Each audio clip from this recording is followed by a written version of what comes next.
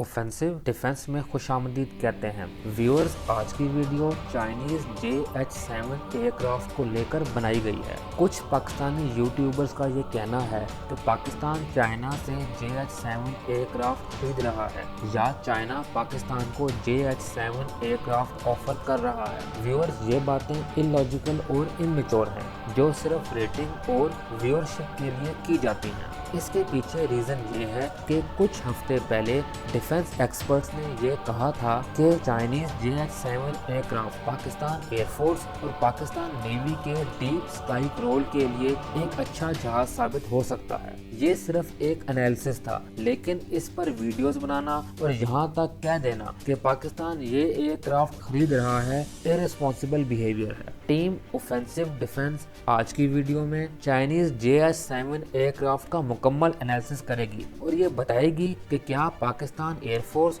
और पाकिस्तान नेवी के लिए ये एयरक्राफ्ट अच्छा ऑप्शन है या नहीं, और क्या JF-17 प्रोग्राम के होते हुए पाकिस्तान को अपनी तमाम एनर्जीज किसी और एयरक्राफ्ट पर लगानी चाहिए या नहीं। तो चलिए शुरू करते हैं।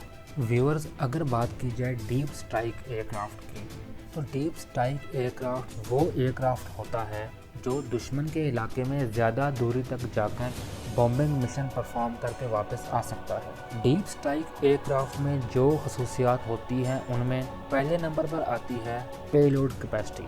ऐसा एयरक्राफ्ट ज़्यादा वज़न उठा सकता है, यानी ज़्यादा बॉम्ब्स और मिसाइल उठाने के काबिल होता है। दूसरे नंबर पर आती है इसकी रेंज।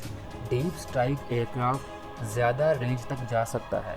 इस एयरक्राफ्ट के अंदर ज़्यादा फ्यूल उठाने की कैपेसिटी होती है, इसी वजह से ज़्यादा दूरी तक जाकर बॉम्ब बरसा सकता है। और तीसरे नंबर पर आती है कम बुलंदी पर परवाज़ करते हुए स्टेबल रहना। जितने भी अटैक एयरक्राफ्ट होते हैं वो काफ़ी कम बुलंदी पर परवाज़ करते हैं।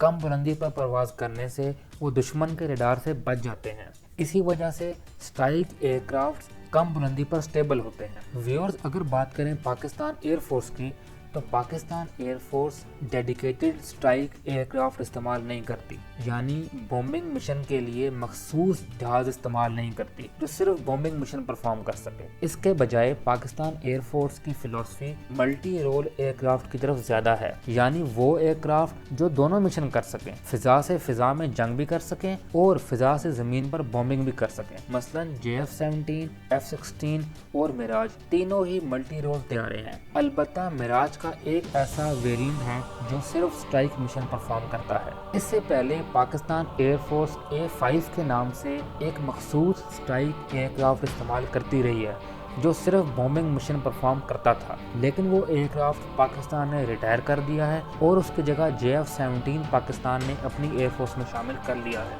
JH-7 aircraft 2 seat twin engine fighter bomber aircraft है जो चाइनीज एयरफोर्स को 1990 में ऑफर किया गया था, लेकिन उस वक्त इस एयरक्राफ्ट में कई प्रॉब्लम्स थे जो आहिस्ता आहिस्ता रिजॉल्व किए गए और 2004 में इसका एक नया वेरिएंट JH-7A के नाम से चाइनीज एयरफोर्स ने अपनी सर्विस में ले लिया। इस वक्त 270 एयरक्राफ्ट चाइनीज एयरफोर्स में शामिल हैं। व्यूअर्स, स्ट्राइक के हवाले से बात की जाए तो इस एयरक्राफ्ट के अंदर दो ऐसी खसूसियात हैं जो इसको मुमताज़ करती हैं। पहले नंबर पर है इसका पेलोड। ये एयरक्राफ्ट 9000 किलो का वजन उठा सकता है। और दूसरे नंबर पर है इसकी रेंज। ये एयरक्राफ्ट विदाउट रिफ्यूलिंग 900 किलोमीटर जा सकता है। 9000 किलो के वेपन्स उठाने के लिए इस एयरक्राफ्ट के अंदर 9 हार्ड पॉइंट्स हैं, यानी 9 मुख्तलिफ जगहों पर वेपन्स उठाए जा सकते हैं। व्यूअर्स, अगर वेपन्स की बात की जाए, ये एयरक्राफ्ट कई किस्म के एंटी शिप क्रूज मिसाइल उठा सकता है, जिसमें सबसोनिक और सुपरसोनिक दोनों शामिल हैं। इसके अलावा इस एयरक्राफ्ट के अंदर गाइडेड बॉम्ब्स और मिसाइल्स उठा कर ले जाने की सलाहियत मौजूद है जो एयर टू ग्राउंड कॉम्बैट में इस्तेमाल किए जाते हैं। लेकिन व्यूअर्स, इस एयरक्राफ्ट के अंदर एक बड़ा प्रॉब्लम भी है और वो है इसके इंजन। इस एयरक्राफ्ट के अंदर 2 इंजन नस्ब हैं। ओरिजिनल इंजन की बात की जाए तो वो है स्पे इंजन जो कि यूके की रोल्स रॉयस कंपनी का है। चाइना ने इसकी कॉपी बनाई, लेकिन इसकी परफॉर्मेंस काफ़ी पुअर है। ज़्यादा वज़न उठाने पर जहाज़ की स्पीड इतनी कम हो जाती है कि वो आसानी से टारगेट किया जा सकता है।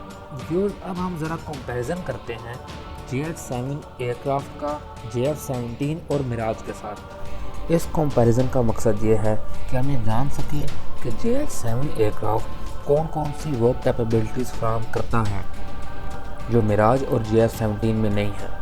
और साथ ही हम ये भी देखेंगे कि एंटी शिप रोल में कौन कौन से मिसाइल JH-7 एयरक्राफ्ट उठा सकता है। सबसे पहले बात करते हैं वेट की। JH-7 एयरक्राफ्ट का वेट 14,500 kg है, जो मिराज और JF-17 के मुकाबले में 2 गुना से भी ज़्यादा है, यानी ये हैवी वेट एयरक्राफ्ट है। अगर पेलोड की बात की जाए तो JF-17 एयरक्राफ्ट 4,600 kg उठा सकता है, जबकि मिराज 4,000 और JH-7 9,000 kg उठा सकता है। JF-17 के 7 हार्ड पॉइंट्स हैं, मिराज के 5 और JH-7 के 9 हार्ड पॉइंट्स हैं। व्यूअर्स, इस कैटेगरी के अंदर क्लियरली देखा जा सकता है कि JH-7 डबल से भी ज़्यादा पेलोड उठा रहा है एज़ कम्पेयर टू JF-17 और मिराज। ये इसका एक पॉजिटिव पॉइंट है। अब हम देखते हैं इसके एंटी शिप मिसाइल्स को। अगर JF-17 की बात की जाए तो JF-17 2 C-802 या 2 CM-400 मिसाइल उठा सकता है। C-802 subsonic anti ship cruise missile है और इसकी रेंज 180 किलोमीटर है। CM-400 AKG ये सुपरसोनिक एंटी शिप मिसाइल है और इसकी रेंज 250 किलोमीटर है। 2 मिसाइलों के साथ JF-17 एक ड्रॉप टैंक यानी एक फ्यूल का टैंक उठा सकता है। मिराज की बात की जाए तो मिराज 2 एग्जॉस्टेड क्रूज मिसाइल के साथ एक ड्रॉप टैंक उठा सकता है। एग्जॉस्टेड की रेंज 180 किलोमीटर है। अगर JH-7 की बात की जाए तो JH-7 2 C-802 anti ship cruise missile और साथ 2 ड्रॉप टैंक्स उठा सकता है। व्यूअर्स, 2 ड्रॉप टैंक की वजह से इसकी रेंज काफ़ी ज़्यादा हो जाती है। इसी वजह से ये रेंज के एतबार से JF-17 और मिराज दोनों को बीट करता है। अगर देखा जाए JH-7 एयरक्राफ्ट रेंज और पेलोड इन कैटेगरीज में एक पॉजिटिव एयरक्राफ्ट है, लेकिन साथ ही इसके अंदर एक बड़ा प्रॉब्लम है और वो है इसके इंजन्स। इसके अलावा JH-7 एयरक्राफ्ट वही मिसाइल फायर कर सकता है जो JF-17 में भी इंटीग्रेट किए जा चुके हैं, यानी एंटी शिप मिसाइल्स के लिहाज से JH-7 कोई नया मिसाइल ऑफर नहीं कर रहा। और साथ ही व्यूअर, ये बताना भी ज़रूरी है कि नया एयरक्राफ्ट इंडक्ट करने का मतलब सिर्फ ये नहीं होता कि जहाज़ खरीद लिए जाएं, बल्कि नए एयरक्राफ्ट के साथ उसका ग्राउंड इक्विपमेंट, उसके वेपन्स, साथ ही हमारे पायलट्स की और ग्राउंड क्रू की ट्रेनिंग और सारी की सारी मेंटेनेंस फैसिलिटीज़ भी बनानी होती हैं।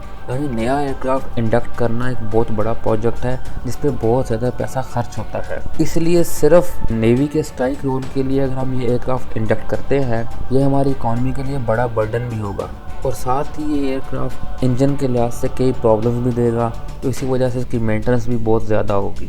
दूसरी तरफ पाकिस्तान JF-17 पर बड़े अच्छे अंदाज में काम कर रहा है। JF-17 का dual seat variant JF-17 Bravo भी पाकिस्तान एयरफोर्स ने शामिल कर लिया है। JF-17 ब्रावो अटैक रोल के लिए भी इस्तेमाल हो सकता है क्योंकि उसके अंदर 2 सीट्स हैं, एक पायलट के लिए और एक वेपन ऑपरेटर के लिए। और साथ ही पाकिस्तान एयरफोर्स मिराज को भी ऑपरेट करती है जो एंटी शिप मिसाइल उठा सकता है। अगर देखा जाए तो पाकिस्तान JF-17 ब्रावो को मॉडिफाई करके उसकी रेंज बढ़ा सकता है ताकि वो लॉन्ग रेंज पर जाके एंटी शिप पर्पस फुलफिल कर सके। और ये क्रेडिबल सोर्सेज से इंफॉर्मेशन भी मिली है कि पाकिस्तान 2030 तक मिराज को टैक्टिकल अटैक वेरिएंट में इस्तेमाल करता रहेगा, यानी मिराज को मुकम्मल तौर पर रिप्लेस नहीं किया जाएगा, बल्कि इसके कुछ स्क्वाड्रंस अटैक रोल में 2030 तक रहेंगे। इसलिए फ़िलहाल ऐसा ही लगता है कि पाकिस्तान नेवी और पाकिस्तान एयरफोर्स दोनों JH-7 में कोई इंटरेस्ट नहीं रखते और पाकिस्तान नेवी JF-17 को मैरीटाइम रोल के लिए इस्तेमाल करेगी और इसको एंटी शिप पर्पज़ के लिए फील्ड किया जाएगा। तो व्यूअर्स, ये थी आज की वीडियो। उम्मीद है आपको वीडियो पसंद आई होगी। इस वीडियो को लाइक और शेयर करें और चैनल ऑफेंसिव डिफेंस को ज़रूर सब्सक्राइब करें ताकि आपको इस तरह का मज़ीद कंटेंट देखने को मिलता रहे।